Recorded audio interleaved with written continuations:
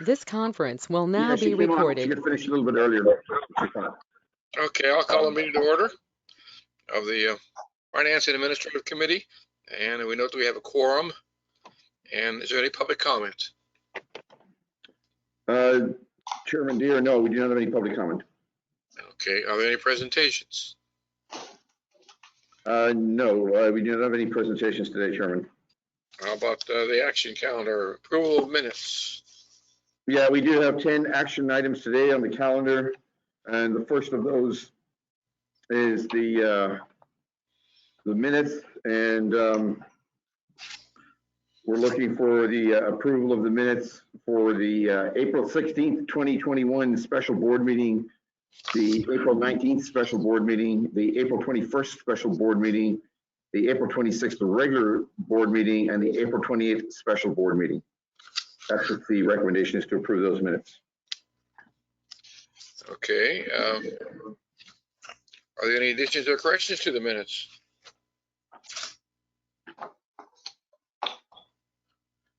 See, we have a quorum now. Gloria's on board. Yes. Okay. I'm on board. I'm here. Okay, well, you're acting committee member here, so we're going to, with your approval, pass this on to the full board. Okay. Minutes. Okay. Excuse me, Chairman Deere. Go ahead, Desi. I do have a comment.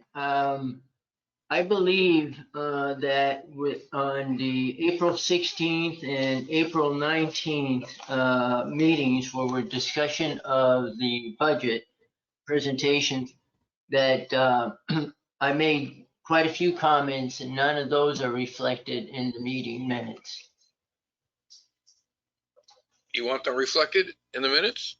Some of those, I haven't gone back and watched the video, but my recollection is that I think I made comments during those two meetings.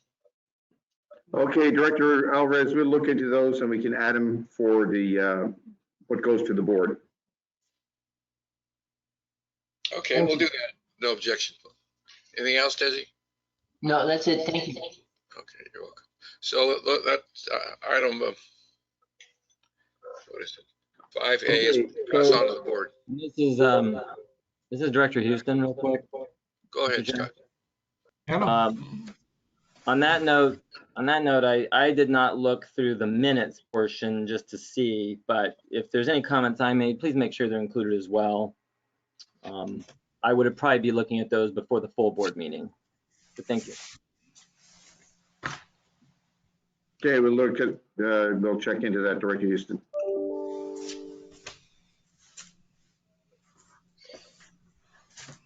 Okay. So that brings us to action item 5B, the community outreach event.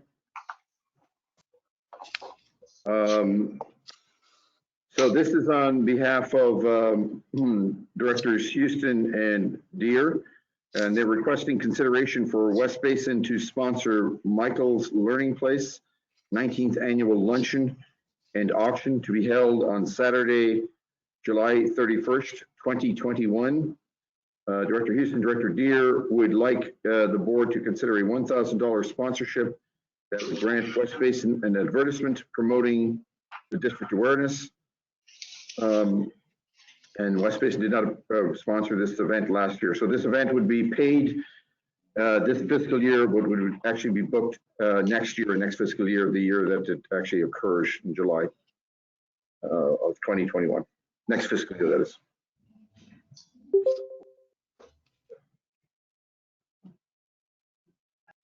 Okay. Director Grady, you approve it?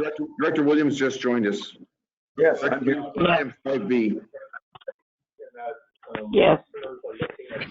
My response is yes, if you need it. Okay, thank you. Director Williams, welcome aboard. Thank you. We're on item 5B of our agenda. 5B. We just are discussing whether to forward the recommendation to the full board, and We have approval of both Director Gray and myself, and I assume Director Houston since it's this project too. Any other comments from our colleagues? Okay, so that item is approved. Now item 5C. Okay. Item 5C pertains to the consideration of district memberships and sponsorships for the upcoming fiscal year. There has been some brief discussion, previous workshops, meetings on this, and we sent out a larger spreadsheet that had all of these particular entities listed and with a little bit more detail. So it's back before the board for today. If you have, I know, hopefully you've had time to review it and to let us know if there's anything you want changed from these proposed ones, which are essentially the ones we've been in up till now. And I don't want to speak for the board, but I think by and large, there's been agreement on things like Aqua and AWWA and probably the Chambers of Commerce by and large. But we'd like to hear from the board if they have any comments on any of the other memberships or sponsorships. Do we have any comments, my colleagues? I have one. Go ahead, Director Williams.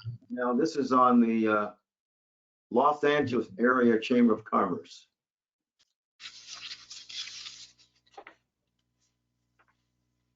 Yes. Have we had much participation with them? That's the one for $1,000.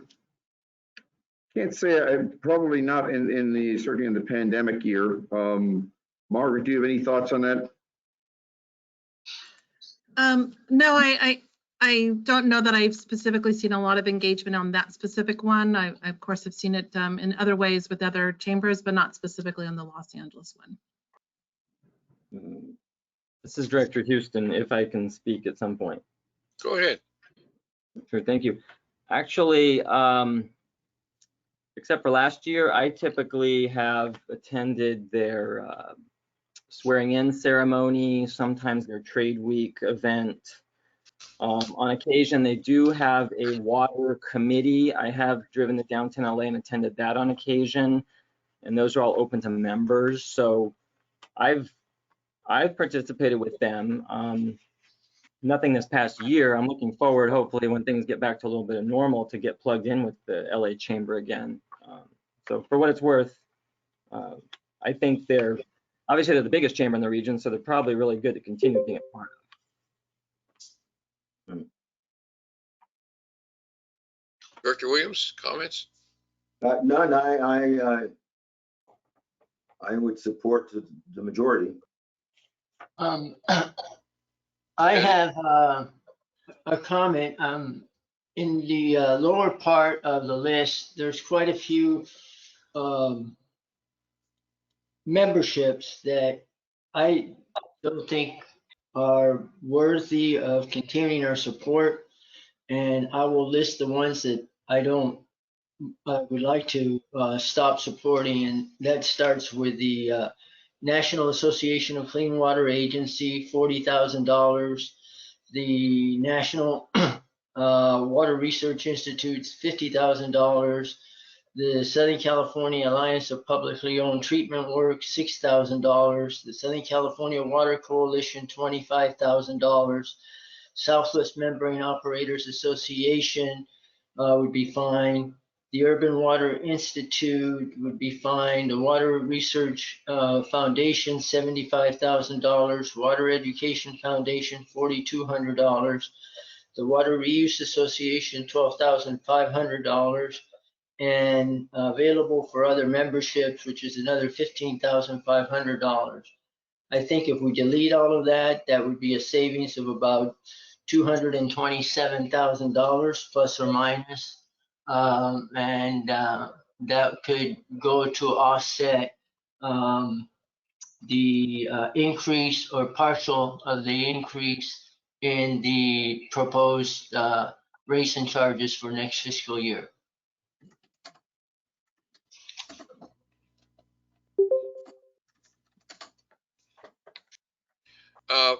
Pat, some of these are pretty high cost. What's the justification for these?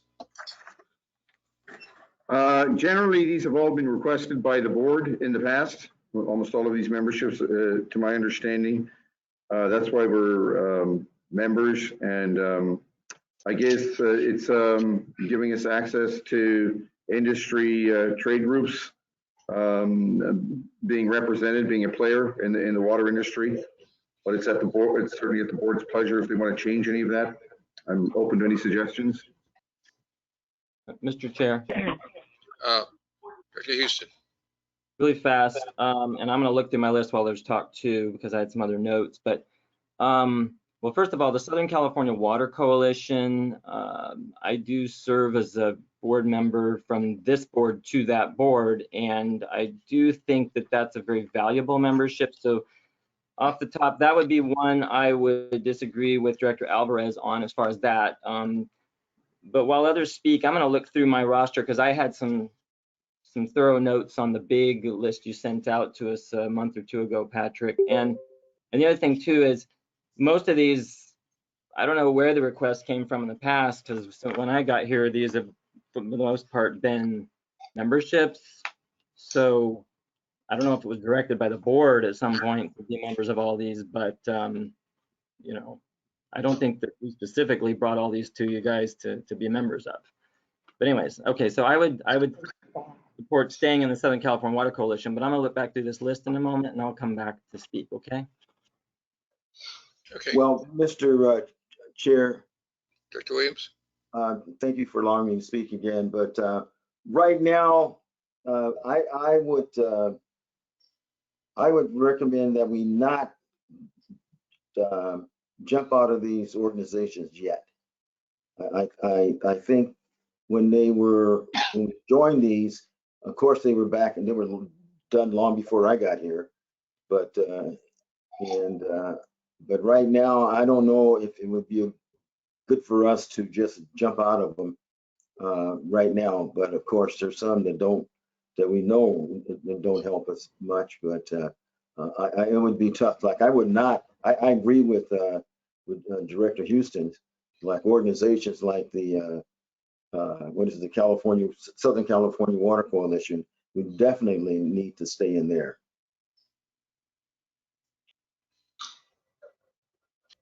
Okay, perhaps. And excuse me, and I would say those that are tied to the NGO community, I think we need to stay there. Can you repeat yourself, Harold? We couldn't hear you. I would say that all of those organizations that are tied to the NGO community for outreach purposes, we need to stay in there. Mr. Chair. Director Gray. Hi. I don't think we should just opt out of any organization with just making a decision without having more information. I think a number of the organizations that Director Alvarez mentioned, I think there's benefit to the agency, and I mean the one that I think Director Houston and President Williams mentioned, I certainly do think that organization brings value to the agency. But I would suggest any board member that would like us to consider opting out of any organization, that perhaps the general manager can bring back information as to, you know, when the membership was, what's the value to the district, and what level of membership we're in there, because there are different levels that we have approved throughout the years. So maybe some history about it, and then we can make an informed decision, not to arbitrarily just opt out of an organization because we see it on a list. I'm sure there's some rationale for Director Alvarez saying this, so I'd like to get some history on them and make an informed decision. Thank you.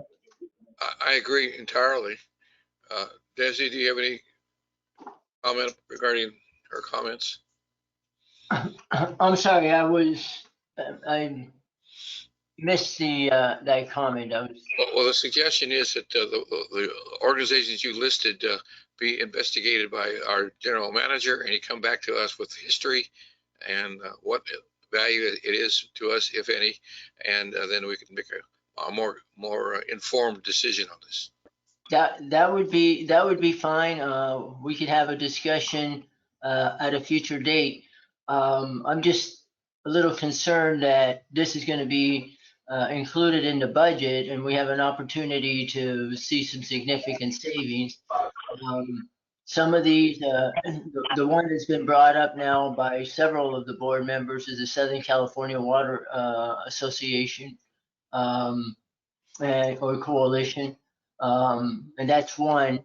I haven't heard much support for the rest of the ones that I mentioned. Most of these are national organizations, and we can participate by attending conferences and meetings, etc. But we don't have to be sponsors to the magnitude that we are. And at a national level, I don't think that we really participate beyond making a substantial contribution by our membership, and that it behooves us or it benefits us all that much. But we can definitely have more information provided. It's always good to have information, I guess. Well, if there's no objection, we'll have that done.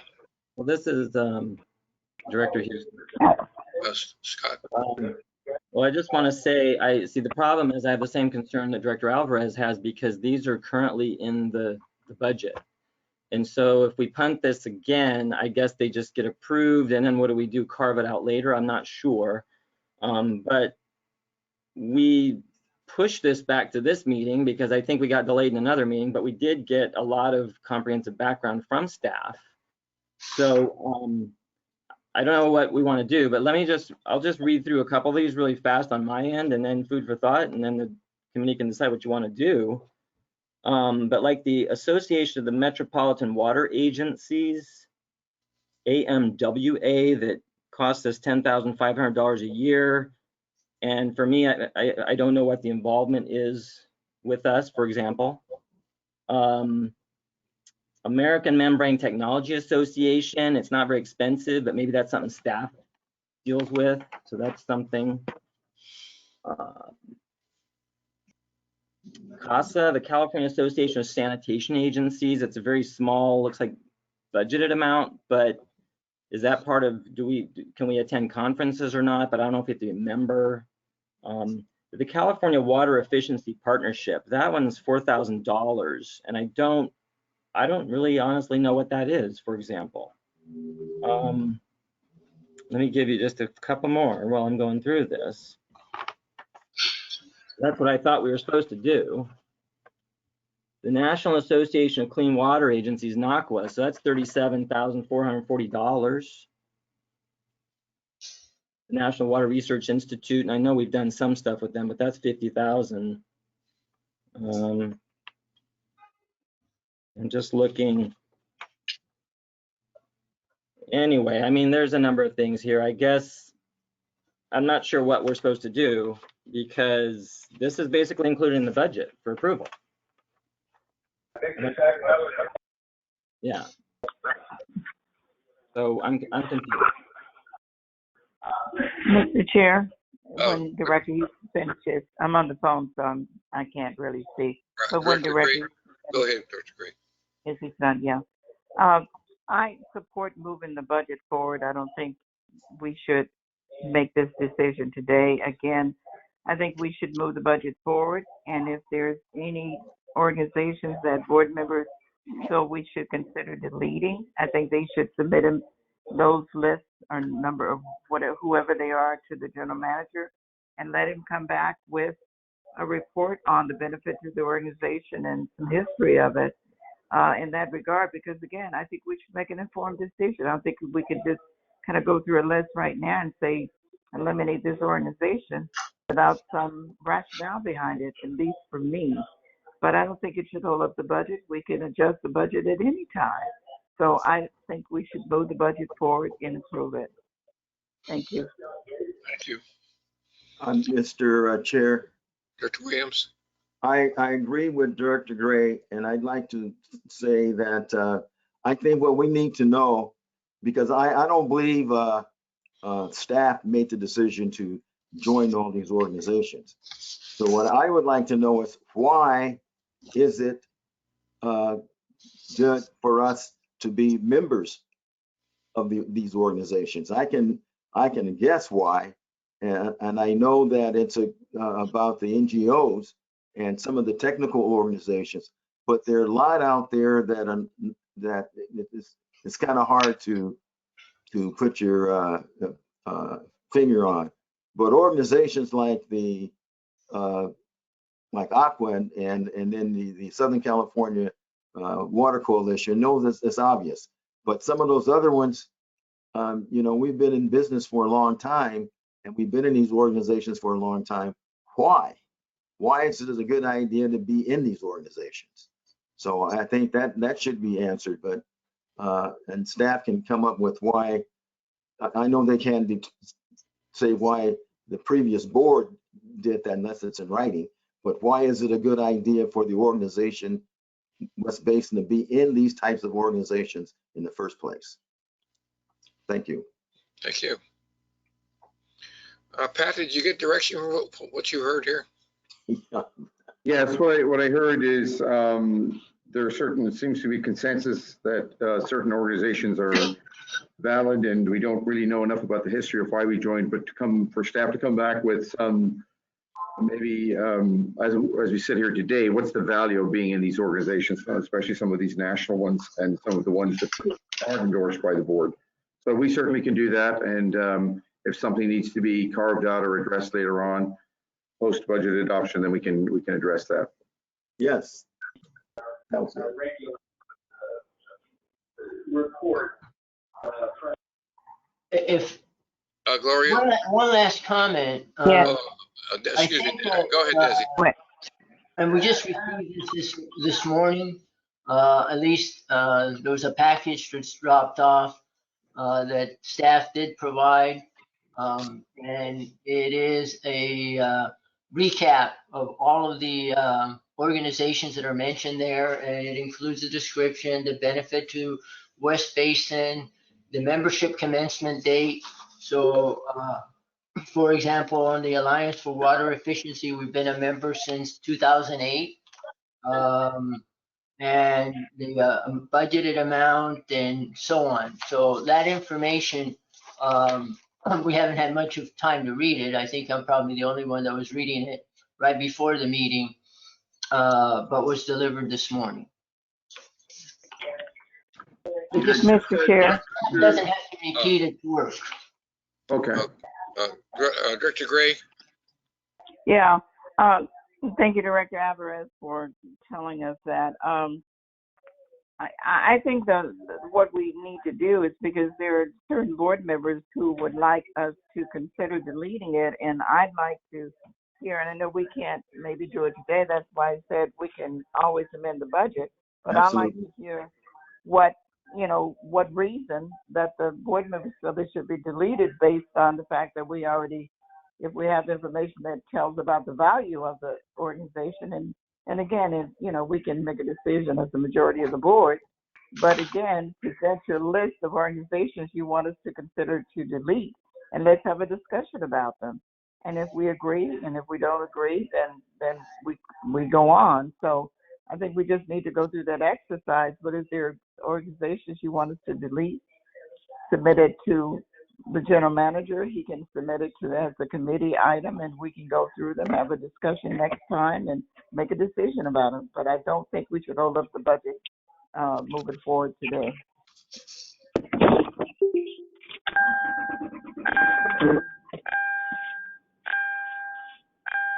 Somebody's ringing. Director Deere, if I may make a comment. Go ahead, please. Yeah, and Director Alvarez, thank you for bringing up that list with all the details that you saw this morning. That was actually sent out a couple of other times, but I know it's been a very busy time recently. It was just sent out again today as a refresher for this particular topic. So just want to mention that. So I think I have enough instruction and for staff and I to work on this and bring it back to a future committee. Okay, good. If there's no other action to be taken at this time, we'll pass it on to the full board. And we'll go to item C. Or was that C we just did? No, C is what we're on now. Yeah. Or D. D's next. Oh, just one, Mr. Chair. Yeah, If you go ahead. back to the item. Yep. You know, I've been in other organizations where even though the budget was approved for something for payment, but there was a hold put on writing the check until certain things were accomplished. I mean, we could be in the same situation here that like some of those international or national organizations that we really can't see the value in there, or when we find out the reason why we were in there in the first place, that we could say, oh no, we don't want to do that anymore, and not have that check cut. Would that hurt anything to our money people? Margaret, can you respond? So based off of what I've heard, I've notated the ones that there were some raised questions, and we can certainly hold off on any payment from them until there is a further dialogue about it with the board, to say back to the comments that was raised by Director Gray, that we have a discussion about why we want to delete that, and if there's a majority of the board that says delete, then we don't make the payment, and if the majority of the board says we want to maintain it, then we can make payment at that time. So and so I think what I heard too, and it would be good to make sure that we understand what is the ones that we shouldn't pay, because when we get invoices, we typically will pay them, especially if they're on the list. But hearing what I hear today is that there are certain ones that were mentioned by Director Houston and Director Alvarez that I would say we would put on the list to say don't pay until we get further direction. But I think having that list go directly to the general manager would be helpful to solidify what that list is. Thank you, Margaret. Somebody talking there. CO, who's CO? Oh, it's a telephone call. Okay, so we'll do that if there's any objection. And we'll go on to the next item on the agenda, item D. Chemicals. Yeah, thank you, Chairman Deere, and I guess good afternoon now. So we use a number of chemicals for the water recycling and treatment processes at our Ed Little plant and the satellite plants. And we had a contract that was coming up for expiration for 8 of them, the main chemicals that we use, and we put them out to bid. Normally, by the way, this would come back through E&O committee, but the bids came in after our last E&O committee, so we wanted to make sure that any changes in prices could be incorporated in any proposed budget documents. So we do, this is a substantial number, of course, estimated amount, which of course can vary, about $9.25 million projected. So we do have our operations engineer, Susanna Lee, to walk us through the bidding process and the results and where we landed. Susanna? Thank you, Patrick. Can you all hear me okay? Yes. Okay. All right. Good afternoon, Chairman Deere and members of the board. You can find a copy of the memo on page 39 of the packet. And as Patrick mentions, this action item is regards to agreement award for supply and delivery of the 8 chemicals listed in the memo. And as Patrick also mentioned, chemicals are just integral part of the water treatment processes. And as such, West Basin rely on these 8 chemicals in producing recycled water at our treatment plants. And the current contracts were approved by the board back in 2019 and subsequently approved for additional year with adjusted unit price in 2020. And these contracts are set to expire in June of this year. So in April, staff issued an invitation for quotes for the supply and delivery of each of these chemicals for the upcoming fiscal year 2021 to 2022. Over 200 companies received notices for each chemicals, and up to 7 vendors access solicitations. And 1 to 3 quotes were received by West Basin for each of the chemicals. And you can find copy of the summarized quotations in attachment A on page 42. Staff then evaluated the quotes and make sure that all the required bidding documents were included in the bids. And we review and compare the current fiscal year 2020 to 21 pricing to the new proposed pricing, in which we indicate an annual increase in costs of chemical supply and delivery between the range of 2% to 21%, with the exception of hydrogen peroxide. And the estimated total amount for the 8 chemicals to be used in fiscal year 21 to 22 is calculated to be $9,252,000, which is approximately 11% higher than the 2020 to 2021 estimate. And please also refer to Table 1 for the estimated amount for each of the chemicals to be used in the upcoming fiscal year. These increases are attributed to the escalation of raw material costs and supply chain logistics implicated by the pandemic conditions, as well as the recent freezes in the southern region of our country. And due to the necessity of these chemicals to our recycling water treatment operations, staff recommends the board authorize the general manager to enter into agreements with the above chemical vendors at the unit price listed in Table 1. So we can turn to, with that, I will be reading the recommendations.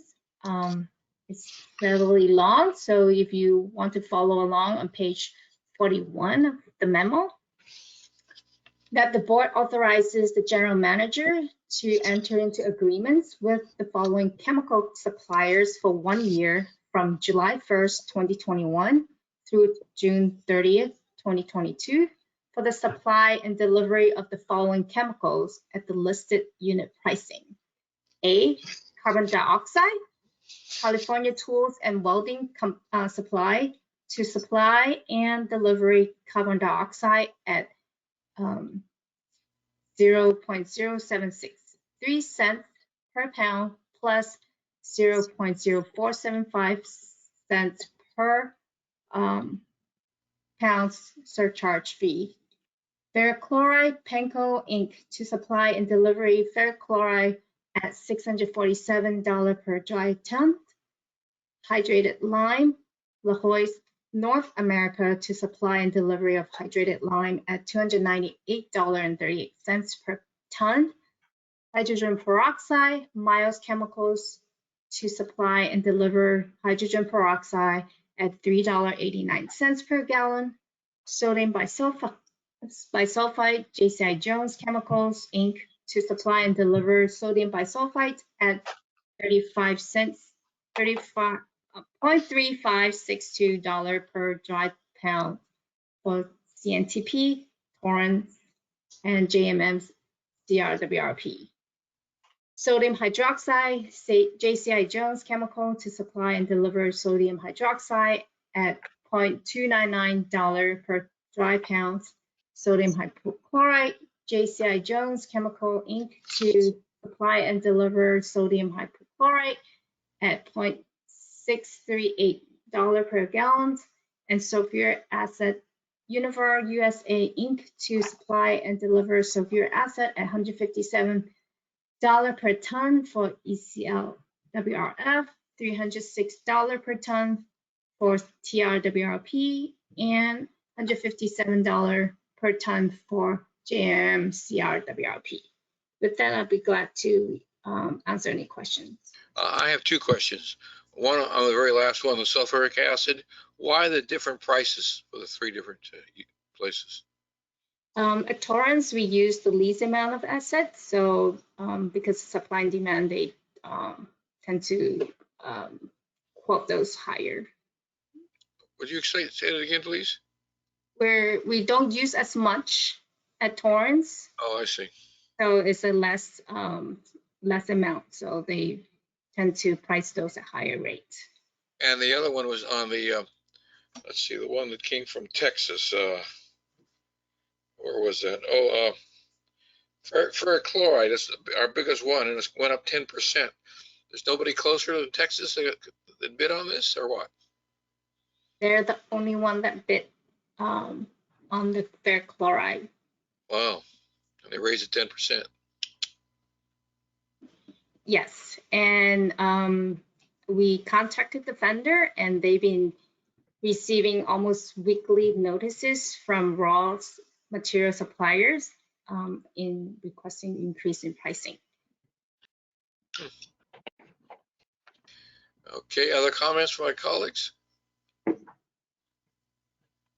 right, if there's no further discussion, we'll send this on to the full board. Agreed, Harold? Yes. Thank you. And thank you for the report, too. Okay. So that brings us to 5E, Chairman Deere, also related to chemicals. And by the way, Susanna, my apologies. I introduced you as our operations engineer. Of course, Susanna is our senior operations engineer. My apologies. So there are also chemicals that we use in rather small quantities or partial deliveries where, although these bids are open to everybody, they are obviously bid at a higher price because of the smaller amounts and like I said, sometimes partial loads. But again, Susanna, our senior operations engineer, is going to walk us through this one. It's a much lower amount overall. This is like about $130,000 of chemicals per year as opposed to the $9.25 million in the last item. Susanna? Thank you, Patrick. If you can turn to page 44 of the packet, you can find a copy of the memo there. So similar to the bulk chemical contracts, the mini bulk chemical contract is also set to expire in June 2021. The reason for the mini bulk contract setup is that the mobile microfiltration membrane treatment system at ECL did not allow us to directly connect to the bulk chemical delivery system. So therefore, the setup there requires us to rely on mini bulk chemical system to deliver the chemicals to support the operations of these mobile units. The mini bulk contracts was established back in 2019 for a total price of $167,000. And in 2020, the contract was extended for one additional year without the need of additional fundings for the current fiscal year. Similar to the bulk chemical contracts, we issue invitation for quotes for the supply and delivery of chemical for fiscal year 21-22. Similarly, over 200 companies received the notices. However, West Basin received 2 responses to the IFQ. And the submitted quotes are summarized in attachment A on page 47. And staff evaluated the quotes and identified the lowest bidder to be Miles Chemical. And you can find the proposed pricing on table 1. And as Patrick mentioned, the estimated amount for the 3 mini bulk chemicals is calculated to be $130,000 for the fiscal year 21-22. So with that, I will read the recommendation that the board authorize the general manager to enter into the agreement with Miles Chemical Company for 1 year for July 1st, 2021 through June 30th, 2022 for the supply and delivery of the following mini bulk chemicals at the list unit pricing. Sodium hypochlorite at $1.55 per gallon, sodium hydroxide 31 cents per pound, and ferrochloride at 42 cents per pound. With that, I'll be happy to answer any questions. Are there any questions? Shall we pass this on to the full board, Director Williams? I concur. All right, we'll do that. Thank you very much for that report. Item 5F. Okay, item 5F. So we find ourselves in a very unique position here to avail of some very favorable market conditions to refund or refinance some of our bonds. We can do so when the bond covenants allow that, and we're in such a situation, market conditions are favorable to see some very, very significant net present value savings from this offering, which we hope to do in very shortly. So we have Margaret, of course, is going to handle this matter, and we have our bond counsel, Doug Brown, with us as well to discuss this really important and very good timely item for us, item 5E. So Margaret, do you want to lead it off? Absolutely. Thank you, everyone, for your attention today on this very important matter that can provide some significant savings to the district as it relates to its debt service payments.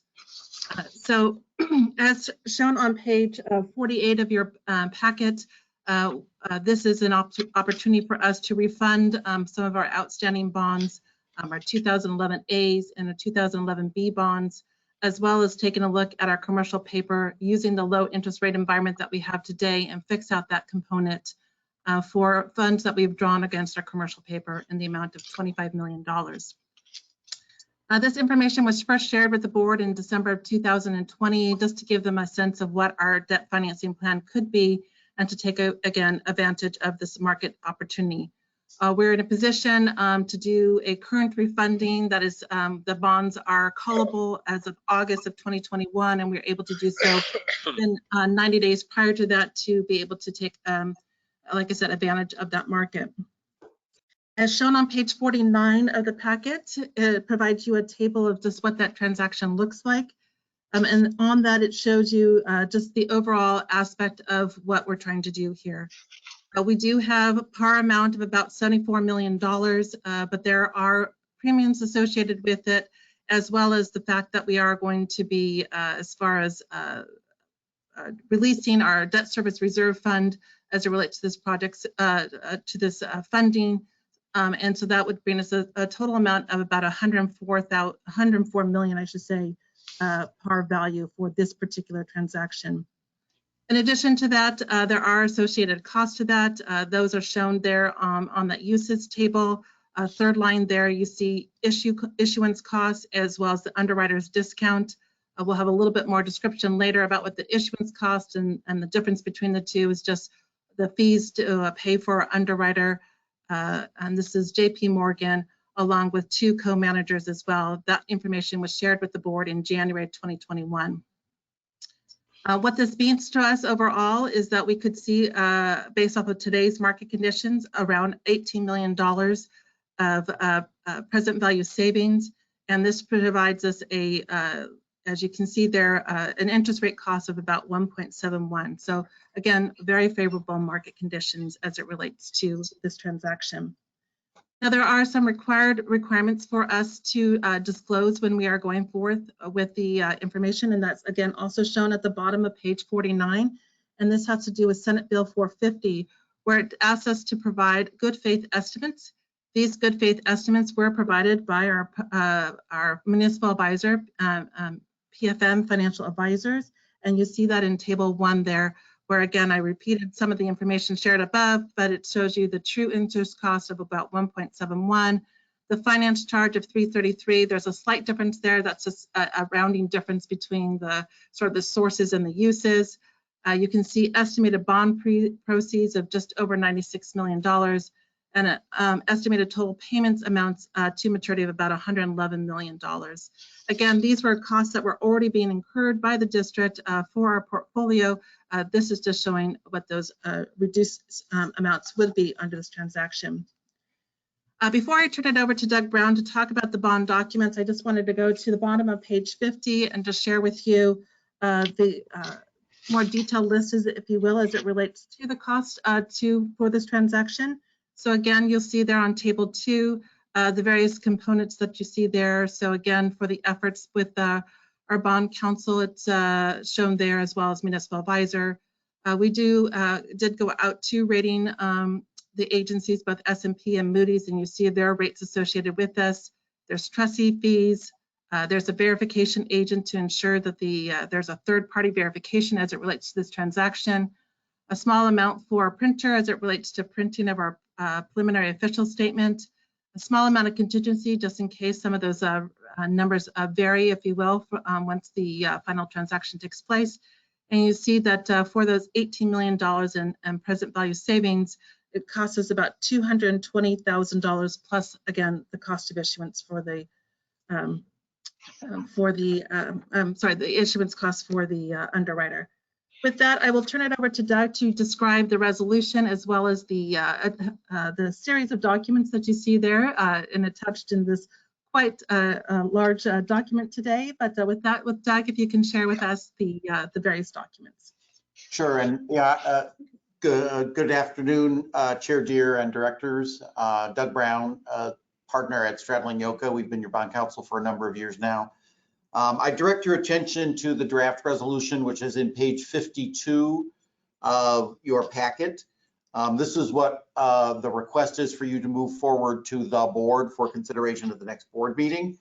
The resolution would be the one action the board would take by approving this. If the board approves this resolution, it's authorizing its chair and the general manager to sign all the various documents at the closing. I'm just going to step through the resolution quickly and just do a very high level explanation of what the document does. If you do have any questions, please feel free to ask me. Section 1 of the resolution approves the indenture of trust. Think of that as, in effect, a loan agreement. That's the agreement pursuant to which you would agree to issue the new bonds, you lock in the interest rate, and you have the payment schedule. It also includes the various financial covenants you'll be obligated to make. There's no significant change from your standard financial covenants that are included in your other bond documents. You know, you're a highly rated entity, so the rating agencies and bond investors are not requiring new or different covenants from you. Document 2 is an escrow agreement related to the 2011 bonds. As Margaret said, you're going to be issuing the bonds in June. The trustee will hold that money until the bonds can be paid off in August. So that escrow agreement, think it's like escrow instructions if you were buying a house. It basically just tells the trustee what to do with the money between the date of closing and when the bonds are paid off. Document number 3 is an escrow agreement for the Series 2011B bonds. Serves the same purpose. On the next page, paragraph 4, you're giving approval to the form of a preliminary official statement. I know we had the opportunity to speak with you at the February 17th committee meeting about your disclosure obligations generally, but this document serves 2 purposes. Number 1, it's the marketing document that JP Morgan and the other underwriters will use to sell the bonds, but it's also a federal securities law document. The district's obligated to disclose all material information about the district. We've worked with Margaret as the point person, but through Margaret with all of your senior staff and your general counsel in putting this document together again. So you will be asked at the board meeting to bless this document, and shortly after that, this document will go out to the market and the marketing of the debt will begin. Paragraph 5 approves a purchase contract between yourselves and JP Morgan. I think as most of you are familiar, you don't sell your debt directly to investors. Instead, you sell them to an investment bank such as JP Morgan, who in turn is responsible for selling them, and JP Morgan takes the risk that they cannot be sold. So this purchase contract, again, it's a little bit like buying a house. You'll sign the purchase contract and lock in the amount of bonds and the interest rate. And then there'll be 7 or 10 days during which the lawyers like myself will run around and get all of the documents in order. So this purchase contract just covers that 7 to 10 days. Section 6 is the continuing disclosure certificate. You're obligated under federal securities laws to post information annually on a federal website called EMA. And that's basically your audited financial statements and certain operating information. So this continuing disclosure certificate obligates you to do that. You are already obligated to do that under other bond issues you've already entered into, so it's not an additional obligation. Section 7 authorizes the amount of the debt and the amounts that Margaret had previously described. Section 8 rehires US Bank as the trustee. They've been your trustee for a number of years.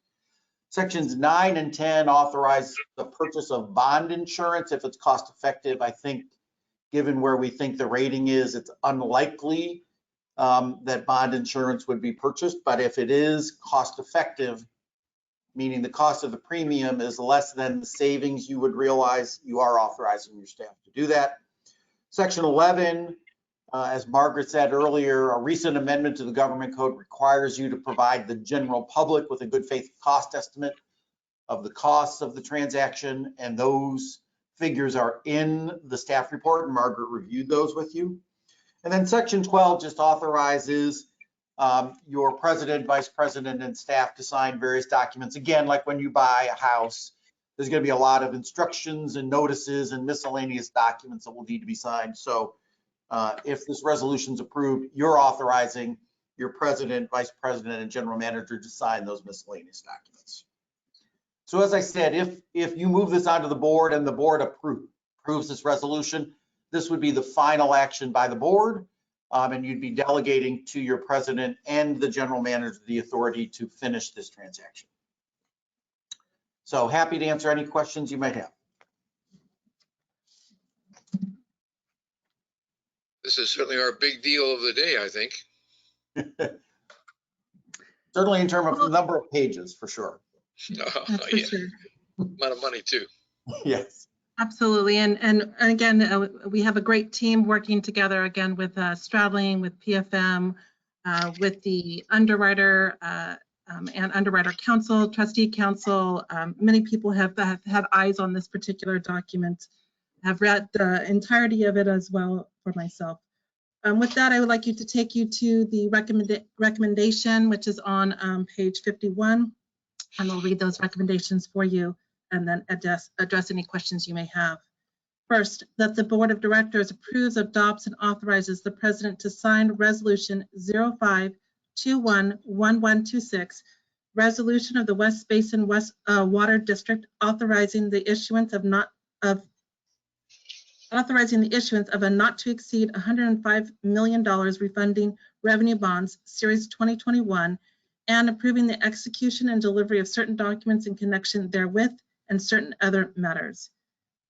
Recommendation number 2, that the board approves the cost of issuance of $220,000 for the 2021 refunding revenue bonds. And with that, I'm happy to answer any questions.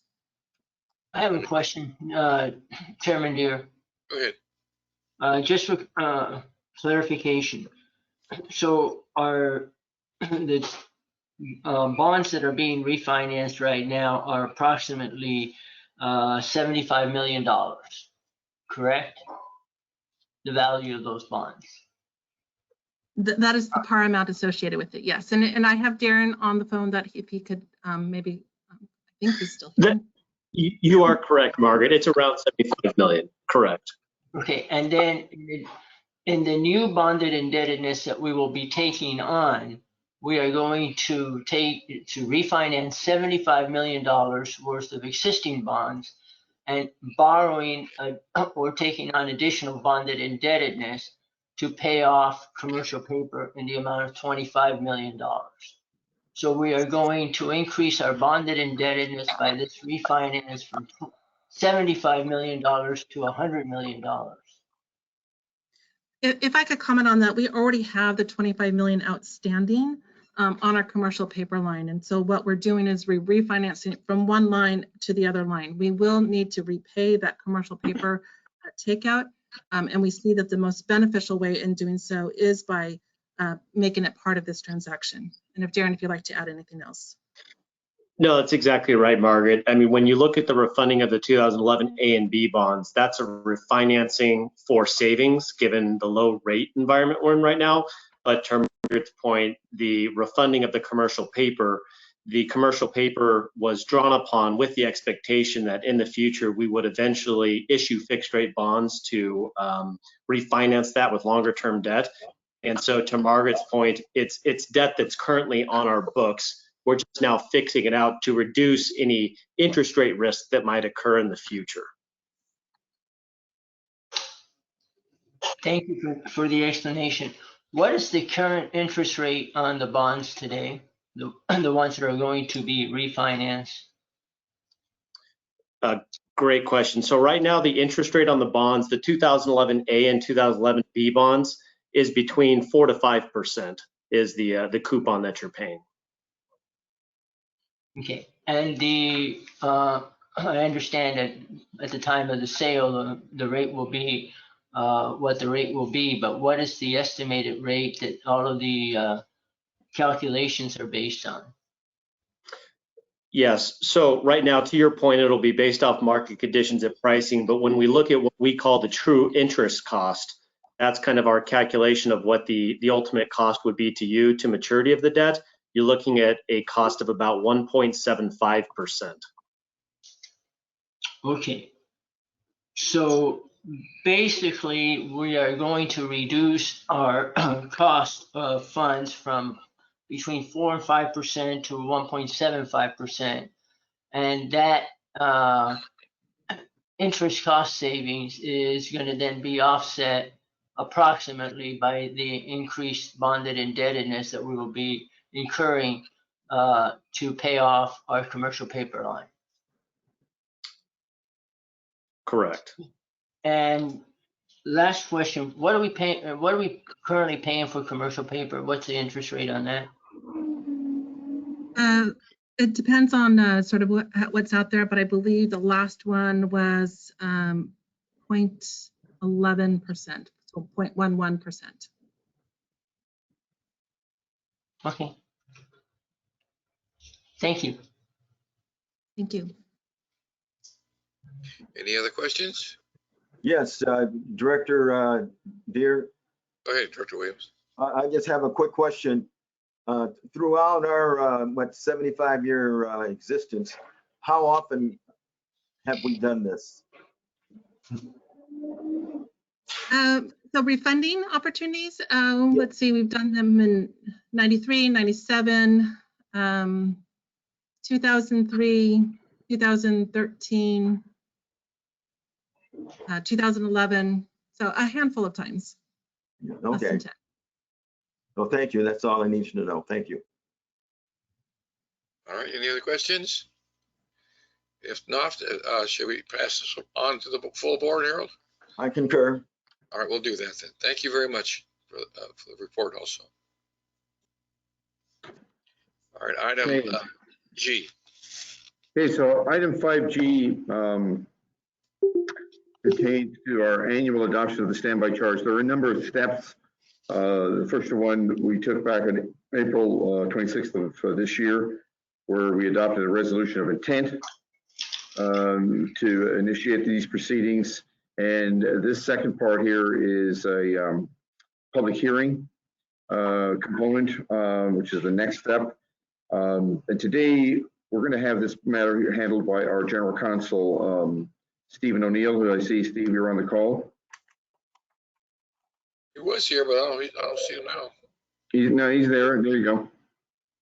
Yeah, sorry about that. Yeah, so Steve, this is the standby charge public hearing for fiscal year 21-22. We just teed that up for you. Okay. Yeah, I've just let me just get my. It's on page 263. There we go. Yeah, we're page 263. Yeah. If you could all turn to page 263, that's where the reports begin.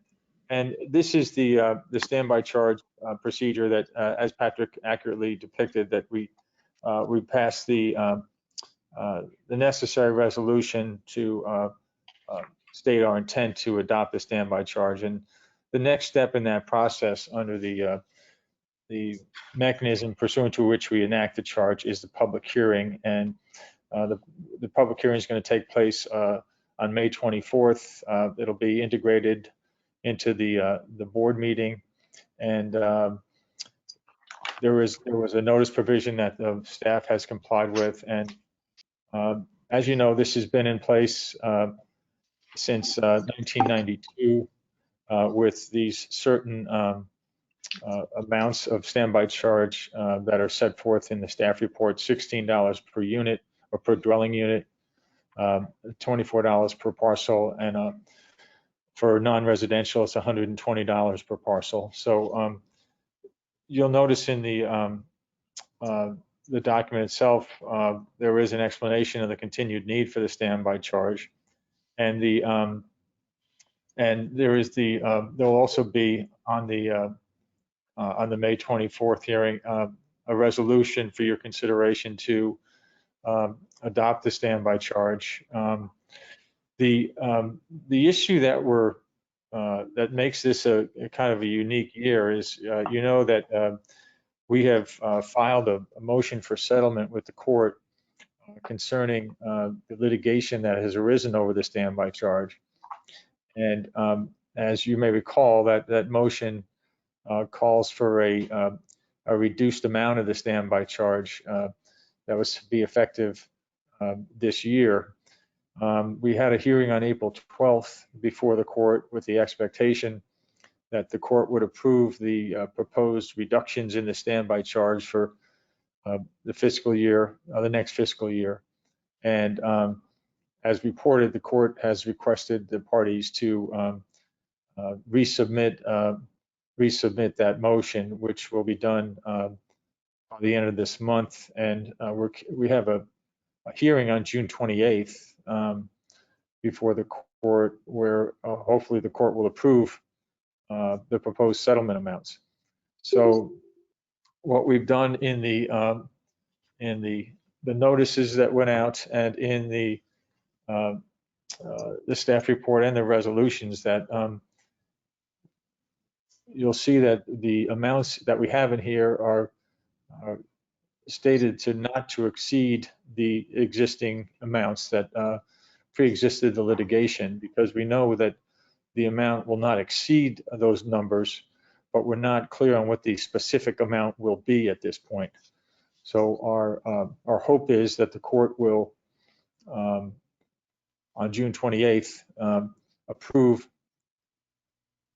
our settlement proposal, and we will know the exact amounts, which, as you may recall from the procedure, once we know the exact amounts, they go to our consultant, NBS, who works with the county to get this amount collected on the county tax rolls. So we're on a bit of a tight time schedule here. Some issues just came up yesterday, late in the day yesterday, concerning this issue that I'll be reporting on closed session on Monday. But my recommendation is to move forward with the scheduled public hearing for May 24th, and to move forward with the resolution in that it states that the existing amounts will not be exceeded, and we're doing that with the expectation that the amount will be lower than the existing amounts. So with that, I'll ask if Margaret or Mary Ann have any other comments on this. I will just share that we have two memos here. The first one is, again, so that we can conduct the public hearing as required. And so that's what this item number here is before you today on page 263. As it relates to the next item, which I believe Steve has sort of addressed as well, and it's similar to the content that is on this item, is that the resolution is a separate action, that once you have that public hearing, you close the public hearing, that then the board considers the annual adoption of the standby charge. And that's what the next item represents. Thank you. I'm sorry for jumping the gun on that, Margaret.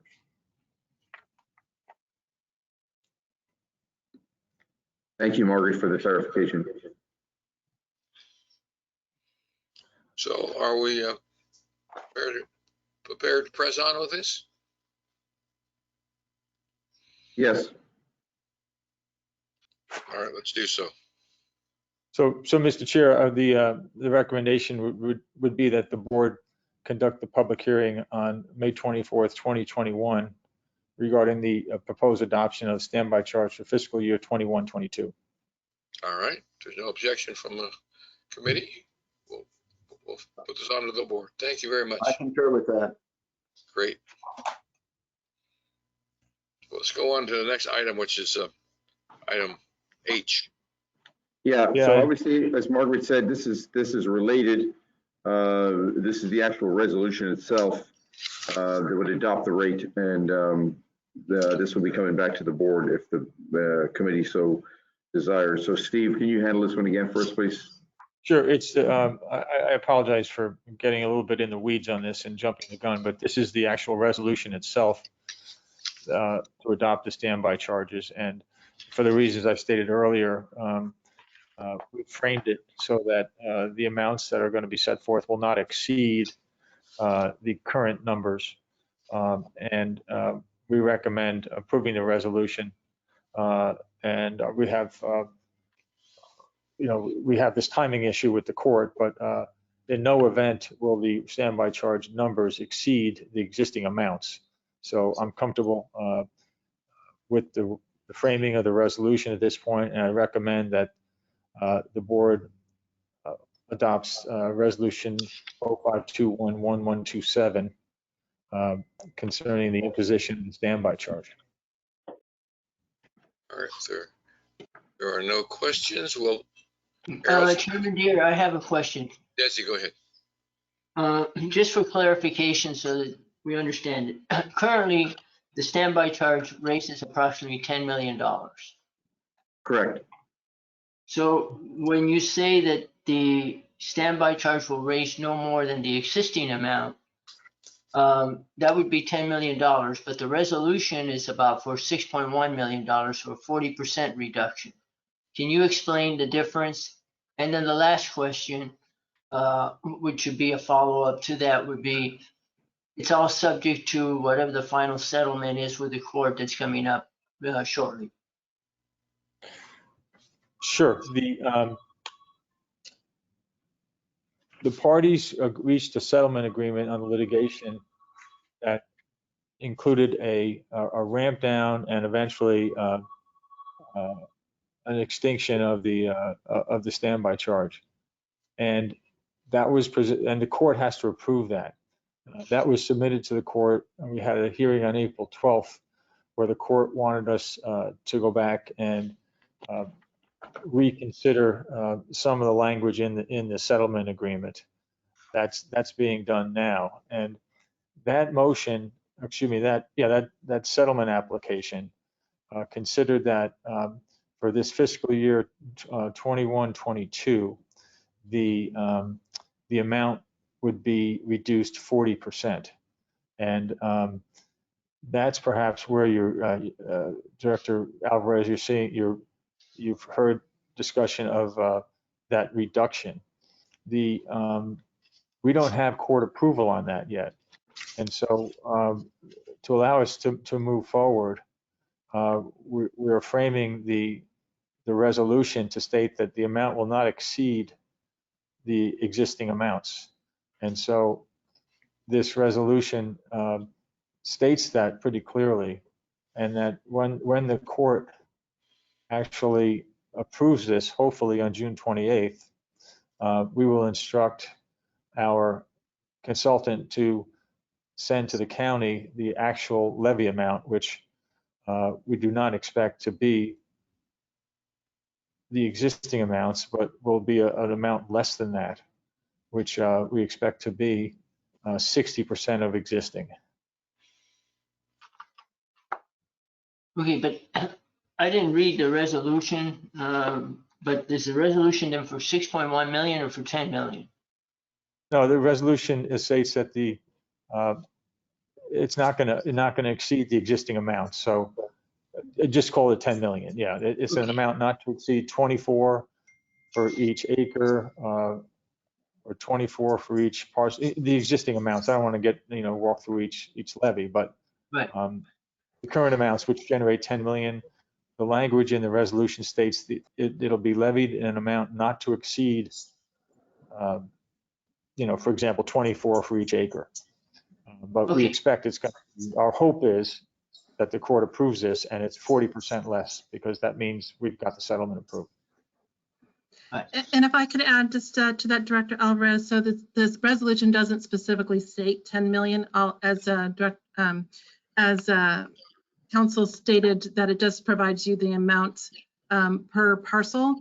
And so based off of the number of parcels, based off of that rate, that gives us our typical $10 million. For the purposes of budgeted, though, we do anticipate seeing a lower amount in fiscal year 21-22, and so we have put that into the proposed fiscal year 21-22 budget, so that from a budgetary standpoint, we're not expecting to see 10 million, even though this effectively this resolution could allow for that. But again, based off of the court's decisions, hopefully in June we would see a lower. We wouldn't probably see a lower number. And Margaret, I'd also add that the resolution continues the previous protocol of allowing for reduction of the standby charge for low water usage by certain customers, and an exemption for those who can show that their property cannot be developed. So that this resolution continues that policy as well.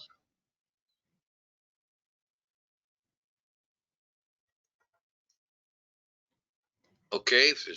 Mr. Chair? Director Williams? Yes, I just, for the sake of our audience out there, can you please have the recommendation read, the title of the resolution? Yeah, I can read that, Mr. Chair. The recommendation is that the board approves, adopts, and authorizes the president to sign resolution number 05-21-1127, quote, a resolution of the Board of Directors of the West Basin Municipal Water District imposing a standby charge for the fiscal year commencing July 1, 2021, and repealing resolution number 05-20-1111. Thank you. Director Williams, you agree to forward this to the board? I do. I All right. concur. Thank you. If there's no further discussion on this item, we'll go on to the next item, which is item I. Yeah, Chairman Deere, yeah, this item I pertains, of course, to the adoption of fiscal year 21-22 rates and water rates and charges, and the pertinent resolution, which I will pass over to our CFO, Margaret, to handle this one. Margaret? Great, thank you. So beginning on page 272 of your packet, this provides to you the staff report as well as the resolution for the adoption of the fiscal year 21-22 water rates and charges. So as background, we have met with the board and with our customers on a number of occasions. So reflected in the background talks about that we did have a series of workshops that did talk about the various ways that we shared information with the board. First, on workshop number 1, we shared sort of the key sort of objectives as it relates to putting together the annual fiscal budget. Budget workshop number 2 focused on the proposed expenses and the underlying assumptions there. Budget workshop number 3 reviewed the proposed revenues, including specifically going into what are those rates and charges. Budget workshop number 4 addressed any of those follow-up questions from the board, specifically from workshop number 2 and 3 that they requested for additional detail that is there. And then finally, we did have a customer agency workshop on the 28th that we also shared similar information that we shared with the board. On a couple of matters here, one is that we did have all this information shared here on one of these go-to meetings. Those information is available on our website, as well as the presentations can be found on our website. As it relates to the customer agency workshop, as a follow-up to that, I know we had a number of customers on the workshop. Some were not able to attend, but I did send out the presentation to them, asking them if they had any questions, concerns relating to our fiscal year budget, as well as our rates and charges. I received no comments from any customer. So with that said, I wanted to turn your attention to the bottom of page 272, which goes into more detail about our specific rates and charges that are included in the resolution. This resolution was reviewed and by our district council, also received comments from other departments to ensure that we are reflecting the appropriate information for this resolution. So again, to page 272, we have our West Basin Tier 1 rate. That there would be an adjustment from 1,441 to 1,449 effective July 1, 2021, and then moving up to 1,488 effective January 2022. In the 3 bullets, it talks about the reasons why that is increasing. First has to do with the pass-through from Metropolitan Water Rates Tier 1 commodity rate. This is a rate that was approved by their board on April 10th, 2020. And so we're incorporating that into our rate. And that is the reason for the increase from July to the January timeframe. In the second bullet there, it talks about the water reliability service charge.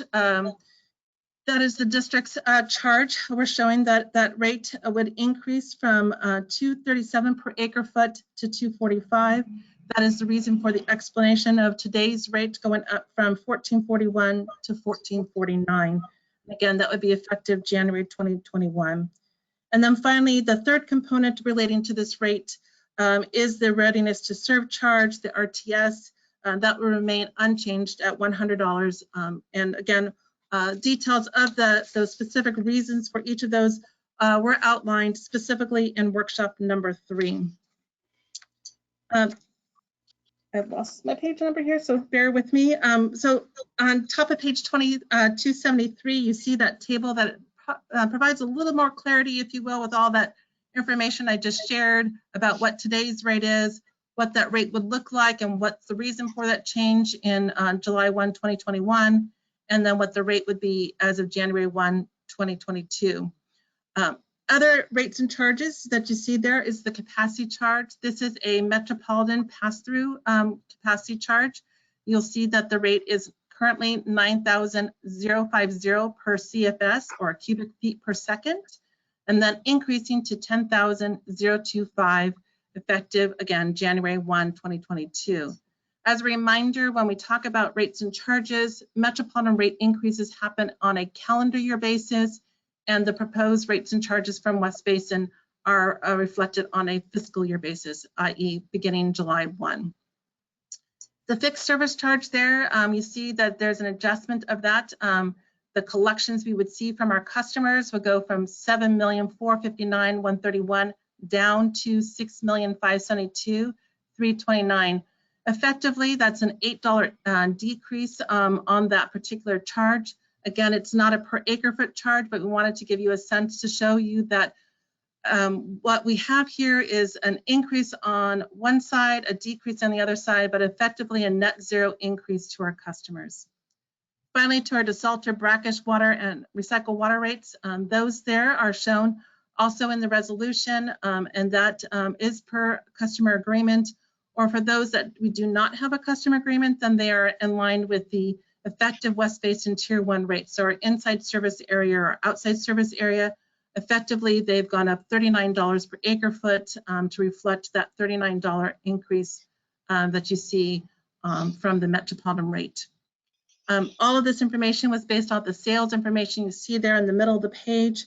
Imported water sales of 108,000 acre feet. That is 103,000 of retail potable sales. And 5,000 between the Dominguez Gap and the West Coast Barrier of 5,000 acre feet. It also reflects recycled water sales of 34,200. And with our brackish sales, while we do have a rate there, because of the board's decision back in March of 2021, we are not to divest themselves from the brackish desalter. We refer to the brewer desalter. There are no sales that are there, but we want to ensure that if there were a sale, that we have a rate, and so that's included in the resolution. So with this, we anticipated that with that information, we then assembled the water rate resolution that is shown on page 275. That is resolution 05211128.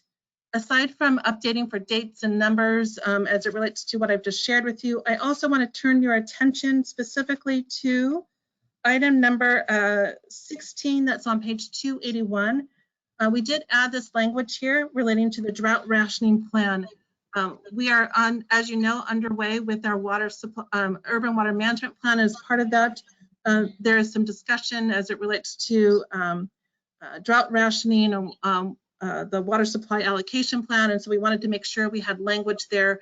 So should that situation occur, that we were in a position to have something reflected in our resolution. I've highlighted, if you will, the information that's in the resolution in the staff report. And with that, let me just take your attention to the recommendation, and then I'll open it up for questions. That the resolutions, or the recommendation is that the board approves resolution 0521-1128, a resolution of the Board of Directors of West Basin Municipal Water District relating to water rates, and repeal resolution 06201113. And with that, I'm happy to answer any questions, Chairman Deere. All right, are there any questions from my colleagues?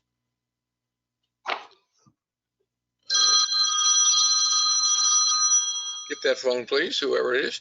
And let's ask Director Williams, do you agree to forward this onto the full board? I do. I would do that. Yes. All right, if there are no further questions, we'll forward this onto the full board. Thank you very much, Margaret.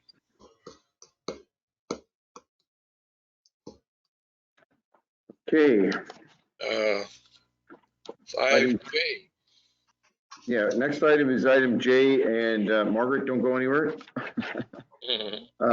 So, yeah, item J is the actual budget adoption itself for fiscal year. It's just highlighted in terms of the rates and charges in the resolution that Margaret just covered. So I'll let Margaret pick this one up too as a direct sort of continuation of what we just spoke of. Thank you. Thank you. So yes, referring to page 283 in your board packet, this is about the fiscal year 2021-2022 budget adoption. And I will just recap for this particular item, if someone just fast forwards this part of the presentation to let them know that this here is about taking a look at adopting a budget for fiscal year 21-22. A series of workshops were conducted to provide the information to our board, to our public, as it relates to meeting the mission, goals, programs, and objectives set forth by this board.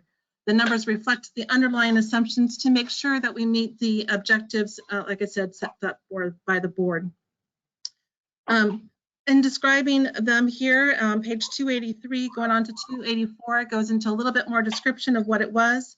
But again, I wanted just to go back and say that on February 17th, we had our initial meeting with the board at this FNA committee to talk about the long-term aspects as it relates to budget preparation, what is considered important as we look forward to putting together the 21-22 budget. Page 284 reflects the discussion that we had at the proposed expenses on March 24th. There again, we talked about the underlying assumptions relating to water sales, the costs associated with our program expenses. We had a description of our capital improvement projects, as well as the associated debt service. Within that sort of associated debt, it did reflect, if you will, the action taken by the committee just a couple items before relating to the proposed transaction as a ways to include, if you will, the savings that we would anticipate seeing from that transaction. Workshop number 3 provides the proposed revenues that was conducted on April 16th. And again, it was the water rates and charges to support the operating expenses reflected, that were reflected, if you will, in workshop number 2. Based off of that information we received there, we wanted to then incorporate any questions that we received at the March 24th, as well as the April 16th. And that information was shared on April 19th, the following Monday. We did incorporate much more level of detail as requested by the board that shows what are included in those specific line items to support, you know, the conservation, the outreach, the operations, the costs here for maintaining the program's activities of the district. Again, on April 28th, we met with our customer agencies. We had a number of customers there, and subsequent to that, like as I mentioned in the previous item, I did reach out with the presentation so that they could know that they received the presentation, ask if they had any questions, and the district staff has not received any comments there. Moving on to page 285, just provides you a summary of the revenues and expenses to make up that $223.8 million. In that number there, it does reflect the approval of the resolution of the water rates and charges. It does reflect the water sales assumptions I referred to there in the previous item. It also assumes the approval of the annual adoption of the standby charge. And again, on that one there, while the action taken by the committee just a moment ago shows them at the highest, at the current rates, we did anticipate a lower assumption as it relates to the standby charge based off of the settlement agreement. It did reflect cost containment throughout the budget, including but not limited to budgeting, not budgeting 6 staff positions. It showed program expenditures, including the facility operations of our recycling facilities of about $55 million. It showed debt service of about $21 million, again, reflecting the anticipated savings from the 2021 refunding transaction. It reflected about $50 million of new infrastructure as it relates to the new infrastructure and R&R projects to support our recycling water items. And then also too, it showed designated funds for the district as shown there. And while our district coverage is 1.75, with the recent information we received as it relates to the chemical bids, which you also heard today at F&A, we did incorporate those changes into the budget. That did reduce, if you will, the overall targeted debt coverage down to 1.70, but we wanted to make sure we had those latest information into the budget so we could reflect that. So overall, this budget, if approved by the board, by committee first and then by the board on Monday the 24th, would achieve a overall debt coverage ratio of 1.70 and providing $14.3 million available to support our PAYGO programs. To support that, we do have attachment A, which is our draft document. It's still under sort of review and being looked on with our public information team, who will provide a much nicer document upon approval by the board, and we'll have that posted to our district website and distributed to any interested parties at their request. And with that, I'll read the recommended motion and see if there's any questions. The recommended motion is that, again, bottom of page 285, that the board adopts the fiscal year 2021-2022 budget. Thank you. All right. Comments or questions from my colleagues? Chair Deere, I have a general comment with respect to just the entire budget process. I appreciate very much, and I think there was a lot of information that was presented in all of the workshops that were held. I think a lot of questions were asked. I know that I made some of those workshops very long because I did ask quite a few questions. But I am a little bit disappointed that the budget effectively is the same budget that was presented at the first workshop without any real major changes, and that there was not an ability, at least I didn't feel that I had the ability to reflect and discuss potential changes to the budget as presented by staff. So that's just a frustration, a personal frustration with respect to this budget. I think that I would like to discuss seeing additional budget savings. I think that we are entering an era that we do need to be very careful about our expenditures, and that we have it incumbent upon us, or I feel that's incumbent upon me, to really look for additional savings in order to put the district in a better position to face some of the challenges it's meeting in the future. Just wanted to express that point of view.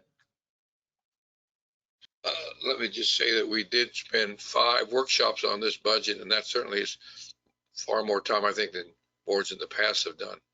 And a lot of work was put in by a lot of members of the board and our staff, of course. As far as the changes being made in the budget, I don't think there was a majority desire to do that, so we didn't do it. But your point is, Desi, is well taken. You've wanted to save money all along, and that's your theme. Okay, thank you. All right, Mr. Chair. Director Williams.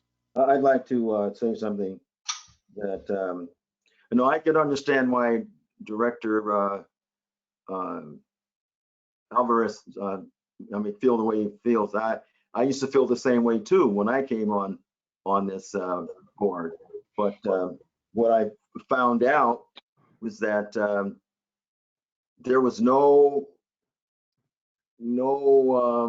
complaints about our budget from the public or our customers, our constituents. Throughout my career as a city engineer, public works director, and city council person in public works, one of the most important means by which we determine if we were providing the level of service expected by the citizenry was through citizen input. And more often than not, that input took the form of a complaint. So I base my actions on that, and therefore there no complaints. Therefore no complaints. Therefore no issues. No problem. And I do think that we will be looking at our budget in a different way next time around, because the challenges and problems ahead of us will be squarely in our face. But until then, I don't see us making. I think that how the budget is presented is best for us right now. So thank you. And I would move it to the full board. Okay, we'll do that. But first, we have a comment from Director Houston. Sure, this is Director Houston real quick. I would concur with exactly what Director Alvarez said. Basically, at the end of the day, it's the same budget that we started out with, no matter how much discussion was that took place. And here we are, it's going to move forward. That's what the board majority is saying. The other thing too, and with all due respect to President Williams, while we don't necessarily hear complaints formally from our customers, whether they're the other retailers or even the end users, I do think it's incumbent upon each of us individually to make decisions on behalf of our constituents that we feel are best. And so I have heard different complaints in my communities and people in my network.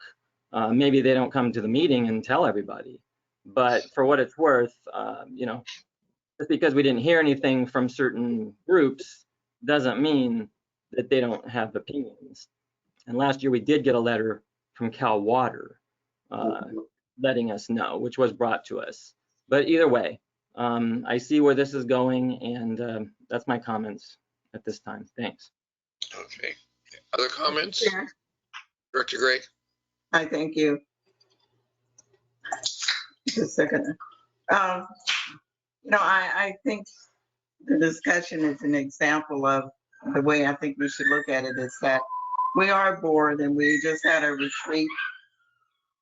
Excuse me, my dog is barking, but just had a retreat, talked about team. But the point I'm making is that we have a board, we have 5 different board members, we have a difference of opinion on different issues, and there was input to the budget, and certainly staff provided extraordinary information to us with additional budget workshops. And I want to thank Margaret and all the staff, the general manager, and certainly Margaret is our chief financial officer who took the lead on this, and she's very knowledgeable and she presented it well.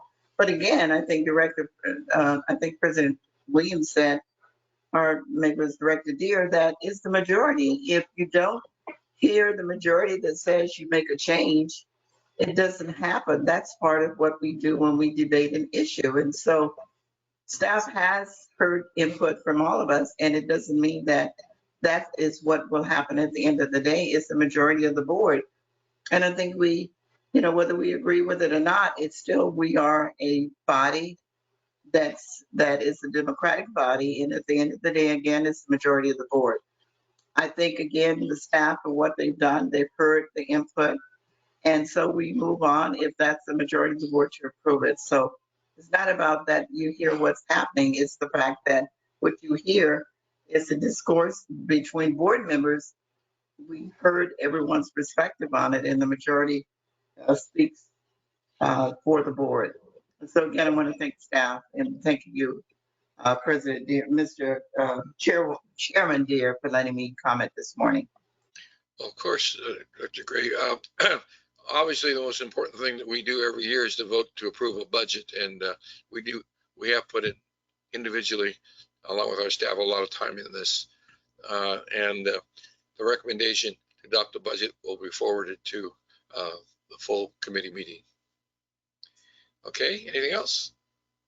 All right, we'll go on to the next item on the agenda, which is information calendar, return to the office oral update. Thank you, Chairman Deere. We have 5 items here on the information calendar, and the return to office update is something that was very similar to what was covered actually at the retreat on Saturday. But Michelle Green is here today to present it, represent it.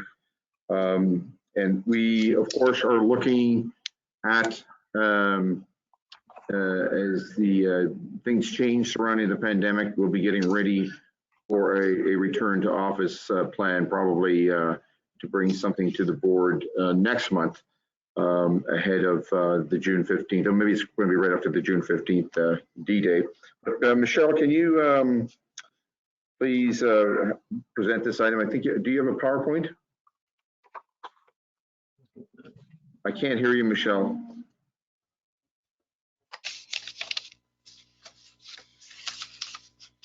Just a second here, Earl.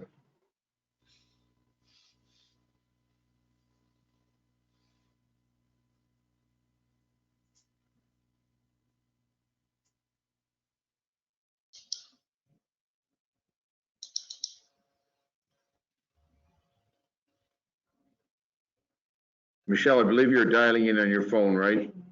Okay, we'll just give you a second. Otherwise, we can come back to you, but we'll give you a shot at calling in. Can you hear me now? Yes, thank you, Michelle. Okay, I do apologize for that. No problem.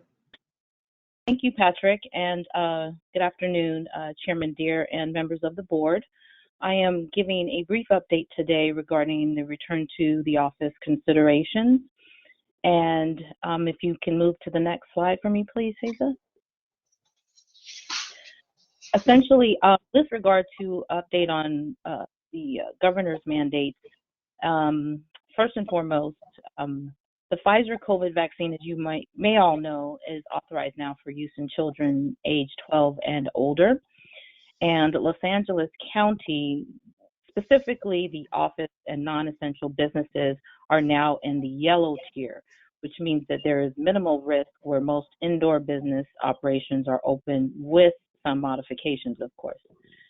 On June 15th, according to the governor's mandates, California will fully reopen its economy across the if these specific issues are met. So number one, there is enough vaccine supply for Californians 16 years and older to be vaccinated.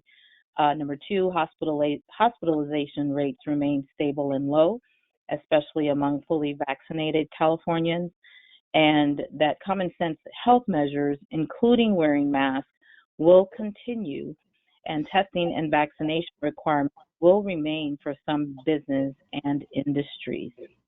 Next slide, Haza. The Los Angeles Department of Public Health did give out or issue reopening protocols for office work sites, which has been updated as of 21. I'm sorry? Michelle, there's a bit of an echo. Maybe if you can move your phone back a little bit from the computer. Okay. How about me? Oh, still there. That's a bigger echo now. Move it the other way. Okay. Now, That's good. that's good? Yep. Okay. Let's give it a shot. So I will give it a. Now, with regard to public health protocols pursuant to this update that they provided on May 6th, what they have changed primarily is that they've updated the ability, or updated to enable occupancy up to 75% of maximum occupancy based on applicable building or fire code. They've also updated that document to include cleaning requirements to align with CDC cleaning guidance, and office workplaces that permit only fully vaccinated persons to be on site in the office may seat employees closer than 6 feet apart. Next slide, Hazel. Now, with regard to vaccinated employees, the protocols do specify that office-based businesses that have confirmed and documented that all on-site employees, contractors, and persons regularly present at an office-based business are fully vaccinated do not have to adhere to physical distancing requirements between employees and staff. However, physical distancing requirements must be in effect for any staff that interact with visitors to the office, such as delivery personnel, vendors, or customers. What I find interesting about this protocol is that they're also asking that contractors and persons regularly present must be vaccinated in order for this to take place. Employees in fully vaccinated offices must also continue to adhere to all requirements in the protocol, including wearing face masks while on site and completing a daily symptom screening prior to entering the work site. As I reported previously in last month, in the month of April, the district does have those protocols already in place with regard to screening staff that may be on site, any visitors, directors, or anyone who enters the work site. We do a health screening. We have a health questionnaire that we ask, and then we also take temperatures. So in this case, people are considered, of course, fully vaccinated for COVID-19 at or about 2 weeks after they have received the second dose in a 2-dose COVID-19 series, or about 2 weeks after they have received a single dose.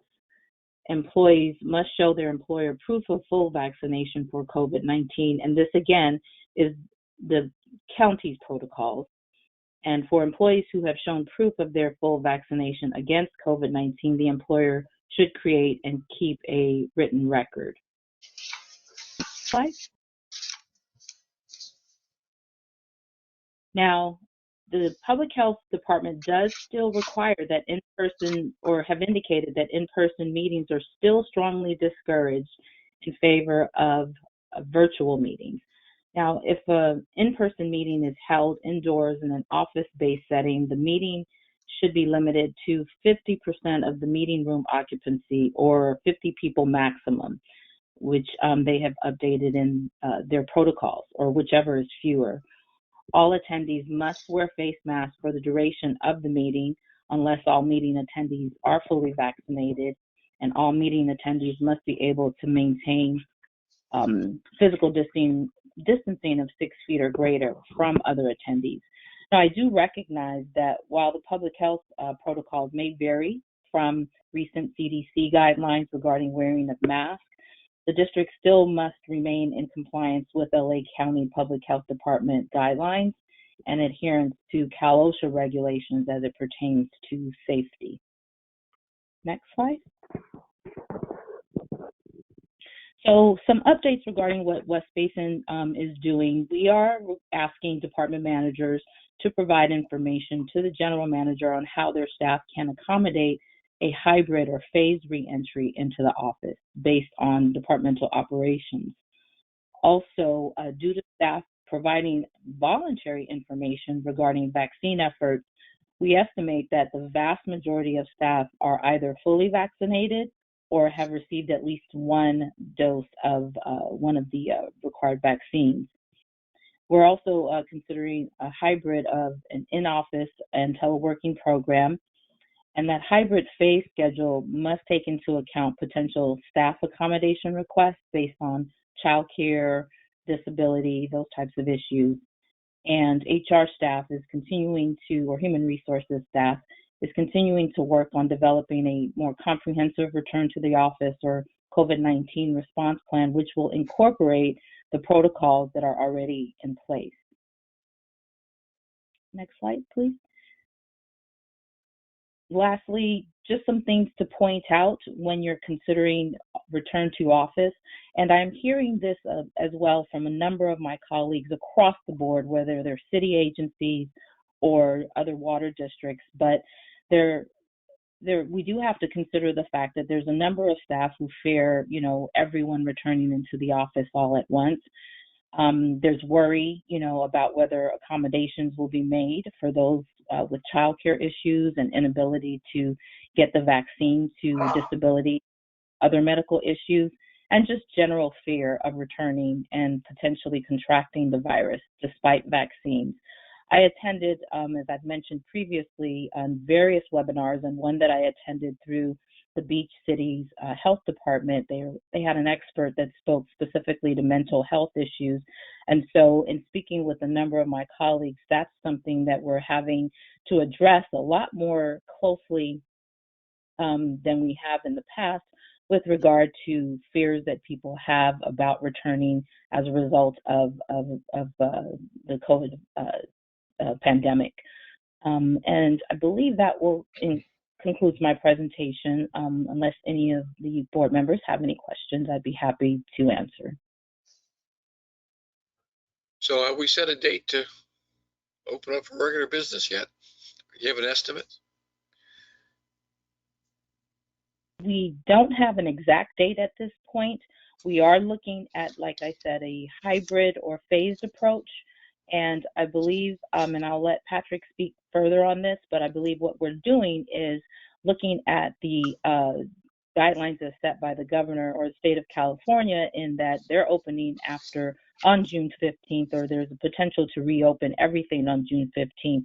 And so once we complete or finalize what that hybrid would look like, it would be implemented, I would assume, after June 15th.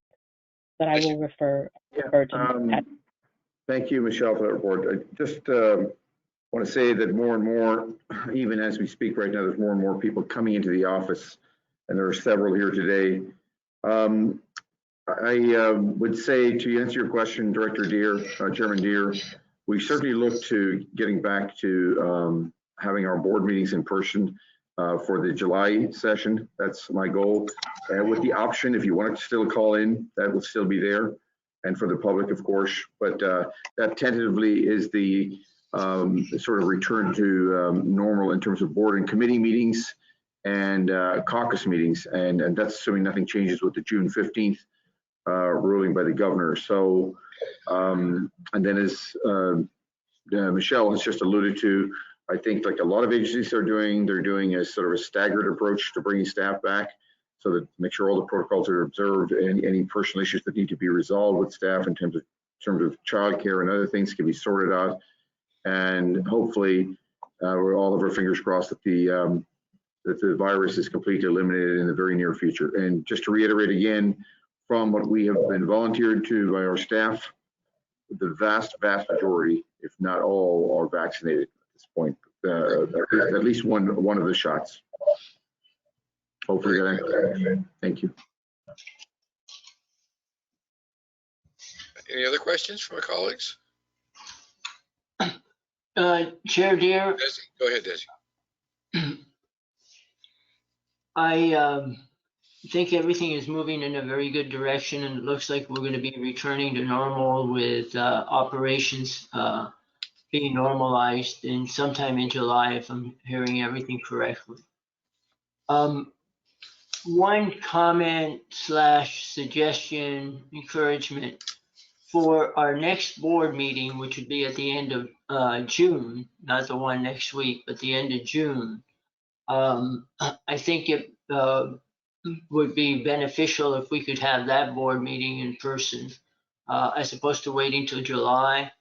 And everything else can follow through, but I would encourage us to start that a little bit sooner than the July timeframe.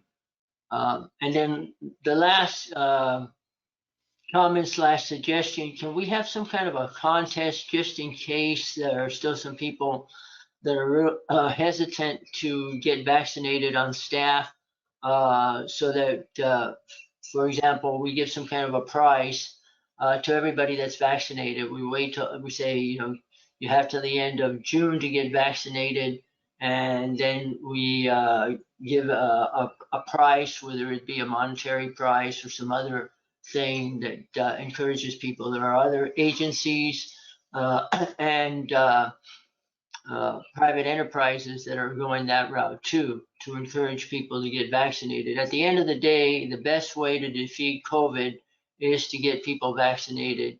I think that that pretty much is the consensus of the medical profession. And to the degree that we can encourage people that are still hesitant about getting vaccinated, let's make it a little bit of an incentive for them. There's always a small risk in anything, but the risk that we take getting vaccinated is much, much smaller than the risk that we take walking across the parking lot. And we're willing to walk across the parking lot every day of the week. So I think that we should do as much as possible to get people vaccinated. Thank you. Yeah, that's a good point. Pat, maybe you can come up with a contest. Yeah, but I will say again that I know Michelle is closer to these numbers and they were volunteered, that we're in the high 90% of people vaccinated, at least one of the vaccinations. So we're not facing people really not wanting to get vaccinated at West Basin. Yeah, that's good. That's great to hear. Yeah, the board meeting, I'm not the board meeting, the retreat showed the value, I think, of in-person meetings. And I like the idea of having the board meeting maybe next month, maybe the board in person and a couple of the staff people, but the others could still be on screen like we are here. And we'll certainly look into that and look at the logistics here of making that happen. Any other comments? For Chair Deere, it's Houston. Go ahead, Dr. Houston. Well, I'm glad that we continue to move things forward. It was mentioned that hopefully we'll eliminate COVID, and we all know that that's probably never going to happen as much as we listen to the science and everything. There's just unfortunately going to be a number of people just aren't going to participate, and that's the reality. And we're seeing that in the state of California and nationally. And so we all just have to take care of ourselves, and as the health officials allow us to get back to normal, we have to do that. So I do understand that tomorrow Cal OSHA will be having some sort of a meeting and make some big decisions on office workplace environments. So if staff, maybe you guys, once you've heard that, can send us an email what the synopsis was. As well as we all know what June 15th means for the state of California. And lastly, and I'll just say it here because, I've said it a couple of the meetings, but we were at the West Basin Water Association meeting earlier this month, and it was announced that the LADWP would be returning, I think, everybody to the office sometime in June. So again, multiple agencies are moving forward. I think West Basin should be moving along right there with it as the state and the county led us. And I know that Michelle's working hard on this, but I just can't help but continue expressing how important it is to me. And lastly, City of El Segundo, they've already done 2 city council meetings in person the last 2 weeks on weeknights. And I heard in the city of Culver City, those council members are also asking their staff. And I've also seen in the city of West Hollywood, the community's asking when will City Hall be reopened to the public. So there's a lot of momentum, and I reemphasize, I think that's very important. And I really appreciate staff's work on this. Thank you. Thank you. So no further comments. Let's go on to the next item on the agenda, the fiscal year third quarter budget. Mr. Chair. Director I'm Williams. sorry, I was muted. I'm sorry. You know, I hear we're being compared to these large organizations as to returning to the office space. I truly believe we should be back into the office as quickly as we can, but I wouldn't compare us to organizations that have a large amount of foot traffic to their offices on a daily basis, at their board meetings and so on. But here, where I've been here for 7 years and I haven't seen a charge on our offices during the day or with business people there. Back when I came on board, I think it was Golden State Water had a billing counter in our office, and there was activity at that counter, but when they moved out, there was no more activity there.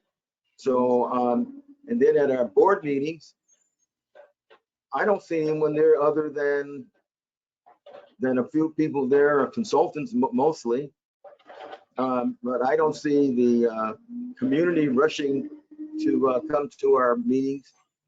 So, and I just think we need to be cautious and not be among the first to go back, but be among the last to go back, since there is really no need for us to rush back to the office. I mean, tell me where it is. I know I don't go there every day like some people do. So, but I have never seen a rush to come to West Basin's office. Now, maybe they'll rush to come to the Etsy Little building because it looks a whole bunch better. But other than that, where is this crush of people wanting to get back to come to West Basin's office? Tell me, where is it? Thank you. That's all I have. Well, I don't think there's a crush of people, but there are concerned board members who want us to get back together. So. Oh, well, we can meet up at the Donald L. Deere building. It's large enough for us. Right. All right, thank you. I just want to make a comment, if it's okay. Sure, I think, well, two things. One is, I think the same though is said for Metropolitan Water District, a very big water district. A lot of the folks that probably go to the board meetings when they're held in the daytime are also consultants and, you know, people who have time on their hands. So I wouldn't categorize one group or another to say we shouldn't meet, but maybe playing devil's advocate, I would suggest, why don't we just completely go virtual until the end of the year and just do a hybrid, because there's not a need to have us physically at the office. So maybe I'm in the wrong direction just even bringing this up any further, but I really do appreciate the comments of my colleagues. Thank you. Okay. Mr. Chair, my comments are brief, if you would. Please, Gloria Gray, go on. Thank you. I think we should follow the direction of staff. I mean, Michelle gave a great report, follow the guidelines and see what the recommendations are. I just think we need to be whatever we decide to do, it needs to be safe. It needs to be whatever the action is, that has to be safe for everyone involved. So I will continue to follow the guidelines and the recommendations of staff moving forward. I think Director Deere mentioned that there was, it felt good to be together. And I think when you are in person, you do have a certain connections and dynamics are different, but we're really dealing with the safety of everyone involved. And so with that being said, I think we should follow, sure that that's the first priority, is safety. Thank you. Anyone else? Okay, Patrick, thank you. Okay, and thank you. Thank you, board, for that input on that important matter. So bringing us to, see, where were we here? Number 6B on the information calendar. And already we have been through 3/4 of the current fiscal year. And this is about the time we bring you the budget to actuals. So in other words, how does what we budgeted in terms of expenses and revenues compare to what the actual amounts that we brought in revenues and the actual expenditures, and where the net revenues kind of fell out. So with that, we have our manager of finance, Mary Ann Rexroad, is going to cover the third quarter budget to action for the first 3/4 of this fiscal year 2021. Mary Ann? Thank you, Patrick. Good afternoon, Chairman Deere, members of the board. I know I'm bringing in the last few items here, so I will be brief but hopefully thorough as well. If we could start off on page, let's see, what is it? 405. Wow, 405. 405, your packet will start off with the third quarter budget to actual results. I'm happy to present this report to you today. It's very positive. In fact, if you wouldn't mind scrolling down to page 407, and we'll run through the numbers with you this afternoon. Again, just want to be brief about a few items here I want to point out. First of all, in the third column of numbers, you'll see where it says variance. Going down to the very end, you'll see that we had a positive variance of about $6.6 million. That had to do with the first 3/4 of the year. It's the difference between our revenues and our expenses. Two major reasons for that. If I could direct your attention up towards the operating expenditures, you'll see the total there. Again, on the variance column, that third column, we had about 5.7 million. We were below our budget. Couple reasons for that. We had our recycling operations. We are a little bit under in our sales. However, we are 2.7 million under on our expenses compared to the budget. You'll see going down that same column under our water use efficiency, you see that we were under budget there as well. You probably all heard from earlier reports with the pandemic, some of our programs got halted or they started a little bit late. So you're seeing a lag in some of our expenses. And also with some of the other program expenses there, we've had the same situation. The other item I just wanted to point out is under your non-operating revenue expenses. We had, again, a positive variance of 700,000. And that really has to do with, at the time that we were working on the budget for fiscal year 2021, staff was working with the Torrance Refinery to negotiate the fixed revenue charges for the next several years. And at that time, we had to make an estimate. As you can see, our estimate actually was on the low side, and our actual agreement came in with more favorable numbers. So we are running above budget on that item. So again, just want to finish off the report by giving you a positive, something to close with, and you'll see under our actual column, that's our first column of numbers there, we had net revenues of 15.6 million, and that resulted in a coverage of 1.89 for the first 3/4 of the year. And with that, I'd be happy to answer any questions.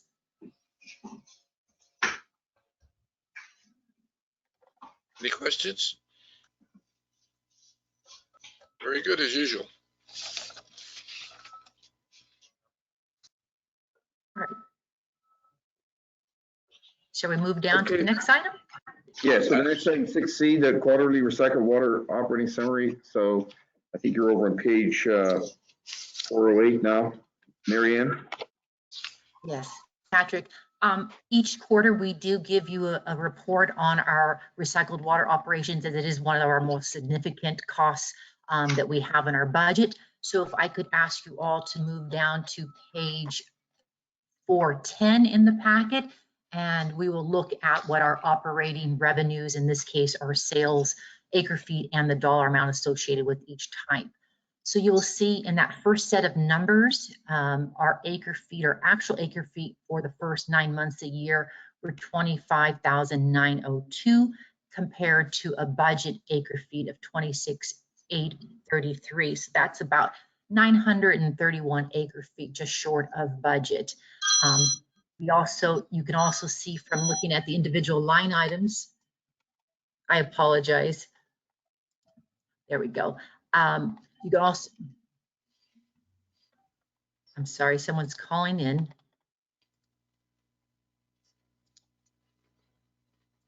All right, hopefully they hung up.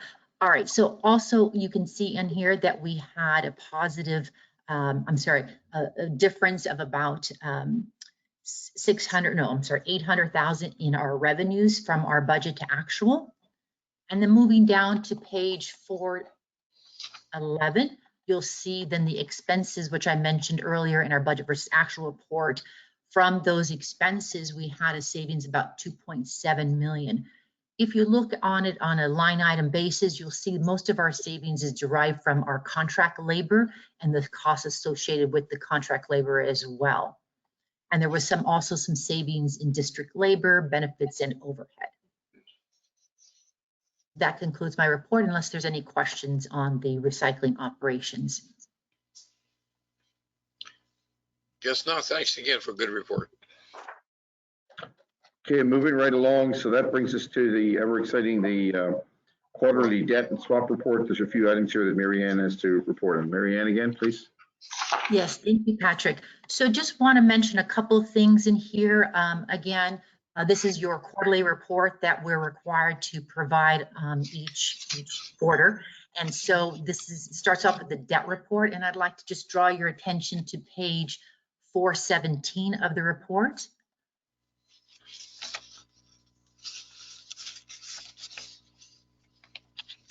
There you go. Thank you, Haza. So you heard Margaret talk about the refunding this earlier, I guess it was this morning. And but I did want to point out item B there. You'll see that we do have a line of credit, which Margaret talked about, the commercial paper program. That program is set to expire in October. The liquidity facility that backs that program is also expiring. So we have staff was planning to go out to solicit interested parties who would want to bid on that particular item for us. And we just wanted to make you aware that's something that we'll be working on in the coming months. And moving on to the swap report on page 418, again, not a lot to report. There hasn't been a lot of movement since last quarter.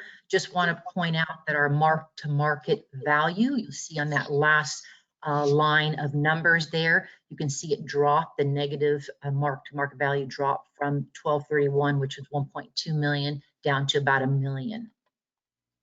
So that's all I have on the quarterly debt and swap report. And if I could just add on that, I'm just wanted to make you aware that we do have swap number 2 that is set to expire on August 1st, 2021. So when we report to you in August, we will only have 1 swap remaining. Thank you, Margaret.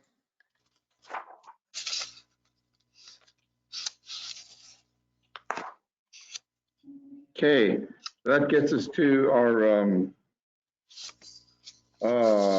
final item on today's information calendar, item 6E, over in packet page, I think, 423, and is required by our admin code. The board gets committee and board gets an update on, actually it's about 6 different areas here with these various tabs starting. Well, I'll let Mary Ann walk you through this month's report. Thank you, Patrick. Yes, these are your monthly financial reports. Starting on page 425 of your packet is where your demands begin. This is for the month of April. These are all the payments that were made in relation to operations and also on our CIP projects as well. On the very last page of the demands, which is 434, you'll see we had total expenditures of 18.2 million for the month of April. And I'd be happy to answer any questions on any particular demand if I can.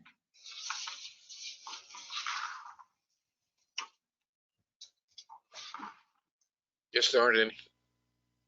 Okay. So the next report that we have will be your cash and investment report. Again, this is for the month of April. Actually, it's at April 30th, 2021. These are the values, the market values of your portfolio at that point in time. The report is similar to past months, where your first page shows what your portfolio looks like. It shows the mix of the securities that we have in the portfolio. The following page will show then the different charts that will show our maturity distribution as well as our credit quality. And then the following page will then highlight what transactions happened during the month. And these are required for us to disclose to the board each month. So you'll see we had a buy of the United States Treasury, along with we had a call of one investment and a maturity of another. So those funds were reinvested into a United States Treasury. And then the following pages from page 438 to 440 is a detail of each one of the securities that is included in your portfolio. With that, I'd be happy to answer any questions. If no questions, please go on. Okay, moving on to our sales. So at the on page 441, at the top of the page, you'll see our imported retail sales. This is through the month of April. I just want to highlight a couple items there at the top. You'll see we had a budget of 103 acre feet. For the month of April, we had very solid sales of 8251 compared to last year. We had 7,244 acre feet of sales for the month of April. We are trending for the month of April higher than the budget. And in fact, on the year-to-date basis, we're also trending slightly higher to budget. You can see on a year-to-date for 2021, we're at 85,832 acre feet compared to a budget of 84,201. We are slightly less than last year at this point in time.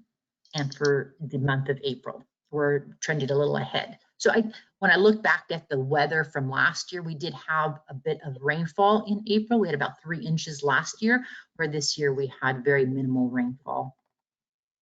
Moving down to the bottom of that page, you'll see your imported barrier sales. We did have injections to both barriers for the month. In fact, we trended right on to budget for the current year, a little bit less than last fiscal year, where we had 509, this year 416. But on a year-to-date basis, we're trending right at budget with 3,966 acre feet compared to a budget of 3,920. Like that, we can move on to the recycled water sales on the top of page 442. A couple of things I want to highlight here. You'll see for the month of April, we're very close to what we had sold last year for the month of April. We are slightly behind budget.